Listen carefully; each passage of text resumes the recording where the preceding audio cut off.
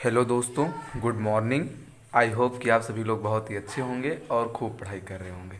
आज के इस वीडियो लेक्चर में हम पढ़ने जा रहे हैं वैद्युत अपघटनी का चालकत्व या कंडक्टिविटी ऑफ इलेक्ट्रोलिटिक सॉल्यूशन। मतलब हमारे पास जो सेल है उसमें जो हाफ सेल ये जो बैटरीज बनी हुई हैं, जिसमें ये एक इलेक्ट्रोड और दोनों इलेक्ट्रोड होते हैं, इसमें सॉल्यूशन होता है। अगर ये जिंक है तो जिंक सल्फेट, कॉपर है तो कॉपर सल्फेट। तो इनकी क्या कंडक्टिविटी क्या होती है, मतलब इसमें कितनी आसानी के साथ में धारा प्रवाहित हो सकती है, ये पढ़ने जा रहे हैं। तो कंडक्टिविटी मतलब चालकता को पढ़ने से पहले हमको प्रतिरोध के बारे में जानना चाहिए। तो किसी भी प्रतिरोध का क्या मतलब होता है। अगर मान लीजिए कोई चालक तार है, हम इसको थोड़ा सा, एक कोई पतला सा तार है, उसको हमने खूब जूम किया है। जूम इन से मान लीजिए कि आपने किससे किया है, किसी बड़े सूक्ष्मदर्शी से इसको जूम कर रखा है।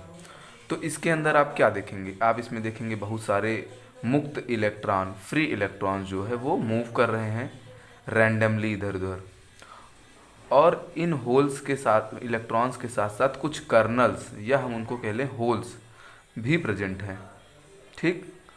और ये क्या करते हैं, एक जैसे ही हम इसको बैटरी से ऐड करते हैं, जोड़ते हैं, जैसे बैटरी से मतलब कि वोल्टेज सप्लाई करेंगे, वैसे ही ये प्लस होता है, ये माइनस होता है। तो ये इलेक्ट्रॉन इस माइनस से प्लस की तरफ अट्रैक्ट होते हैं, आकर्षित होते हैं प्लस की तरफ, और इधर से इधर चार्ज का फ्लो होता है, इधर से इधर की तरफ। जैसे ये इलेक्ट्रॉन फ्लो करता है, ये चार्ज मूव करता है, चार्ज चलता है इधर से इधर, तो क्या होता है, ये इनके और इनके बीच में, इलेक्ट्रॉन्स और होल्स के बीच में क्या होती है, टक्कर होती है। टक्कर चार्ज को, आवेश को चलने में दिक्कत कहती है। और जब चार्ज को चलने में दिक्कत हो रही, मतलब धारा को चलने में दिक्कत हो रही है। और इसी प्रकृति को, इसी प्रोसेस को क्या कहते हैं, प्रतिरोध कहते हैं। तो चालक तार में धारा प्रवाहित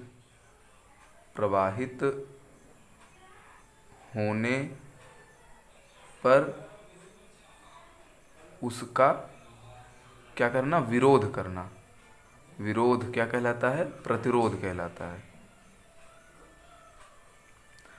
आप शायद समझ पाए होंगे क्यों होता है, इलेक्ट्रॉन और होल के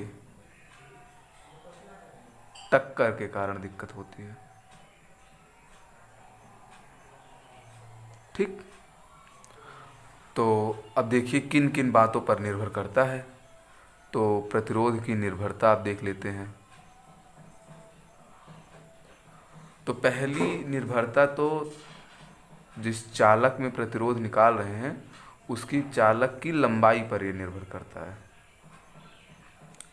कैसे, जब अगर मान लेते हैं प्रतिरोध R है और लंबाई इसकी L है, तो इसके डायरेक्टली प्रोपोर्शनल होता है। इसका क्या मतलब होता है कि जैसे जैसे लंबाई बढ़ेगी प्रतिरोध बढ़ेगा। उदाहरण के लिए आप समझ सकते हैं कि अगर आपको 1 किलोमीटर जाना है, मतलब रास्ता छोटा है, तार छोटा है, तो आपके एक्सीडेंट होने के, टक्कर होने के चांसेस ज़्यादा हैं। या फिर 5 किलोमीटर या 10 किलोमीटर जाना है, तो आप जाहिर सी बात है जब ज़्यादा लंबी दूरी तय करेंगे तो एक्सीडेंट होने के चांसेस तब ज़्यादा होंगे। और एक्सीडेंट क्या है, टक्कर है। और टक्कर है मतलब तक, तो क्या हो गया, प्रतिरोध हो गया, चलने में दिक्कत हो गई। तो इसी प्रकार से, इससे हम समझ सकते हैं कि जो हमारा प्रतिरोध होता है वो लंबाई के प्रोपोर्शनल होता है। मतलब जैसे जैसे लंबाई बढ़ेगी वैसे वैसे चालक तार की प्रतिरोध जो है बढ़ेगा। दूसरी निर्भरता है चालक तार की मोटाई पर। अगर चालक तार की मोटाई a है तो R is reciprocal to a area. इसका क्या मतलब है कि जितना ज़्यादा मोटा होगा उतना कम प्रतिरोध होगा। उल्टा है ना, 1/में है। ये जितना कम होगा उतना ही ज़्यादा होगा। मतलब तार जितना ही पतला होगा उतनी ही ज़्यादा प्रतिरोध होगा, और जितना तार पतला होगा उतनी ज़्यादा ये होगी। इस बात को समझ सकते हैं, मान लीजिए आपको सिंगल लेन रोड है, आपको जाना है, पतली रोड है, तो इस पे एक्सीडेंट के चांसेस ज़्यादा होंगे। अगर डबल लेन रोड है और ये मान लीजिए बीच में डिवाइडर है, तो अब एक्सीडेंट के चांसेस कम हो गए। जब ये ज़्यादा हो गया तो ये कम हो गया, जब ये ज़्यादा हुआ तो ये कम। इस बात को यहाँ से समझ सकते हैं। अगर ये समीकरण 2 है, अगर समीकरण 1 और 2 को मिला दें 1 एंड 2 से, तो क्या हो जाएगा, R is directly proportional to L upon A. L ऊपर है, ए नीचे है। यहाँ पर हमको गुणा भाग करने के लिए हमको एक फार्मूला चाहिए, जहाँ पर हमको इक्वल का साइन चाहिए, क्योंकि हम इक्वल के साइन में करते हैं। तो इक्वल लाने के लिए, प्रोपोर्शनलिटी को हटाने के लिए एक कांस्टेंट लाना पड़ता है, जिसको कहते हैं रो। ठीक, इस रो को कहते हैं प्रतिरोधकता। ठीक, प्रतिरोधकता और प्रतिरोध में बस इतना सा डिफरेंस है। ये भी क्या करता है, करंट को या धारा को प्रवाहित होने से रोकता है, ये भी रोकता है, लेकिन इसका मान लंबाई और एरिया मतलब क्षेत्रफल या मोटाई पर भी डिपेंड करता है, और इसका मान तार की प्रकृति पर, चालक की प्रकृति पर निर्भर करता है। ठीक है, आगे बढ़ते हैं और आगे समझते हैं। अभी हमने फार्मूला पढ़ा है R is equal to rho l upon A. अगर इसमें तार की लंबाई 1 मीटर ले लें और उसकी मोटाई क्रॉस सेक्शनल एरिया जो क्या कर लें 1 मीटर स्क्वायर ले लें, तो R बराबर रो हो जाएगा। तो हम प्रतिरोधकता बता सकते हैं। प्रतिरोधकता क्या होती है, प्रतिरोधकता उस प्रतिरोध के बराबर होगी, बराबर कब, जब तार की लंबाई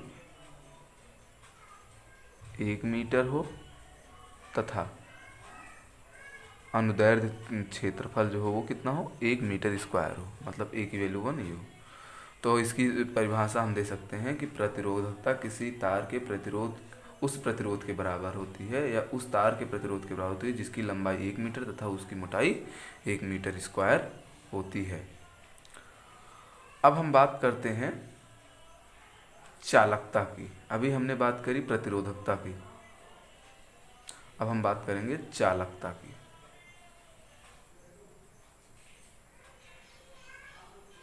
ठीक, कंडक्टेंस इसको बोलते हैं। तो अभी जैसे हमने आर के बारे में पढ़ा कि आर क्या है, विरोध है, धारा को चलने में दिक्कत देता है, उसको क्या कहेंगे, प्रतिरोध। वैसे चालकता को जी से रिप्रेजेंट करते हैं, और ये क्या होता है, ये सहजता प्रदान करता है, मतलब चलने में ये क्या करेगा, बढ़ावा देगा।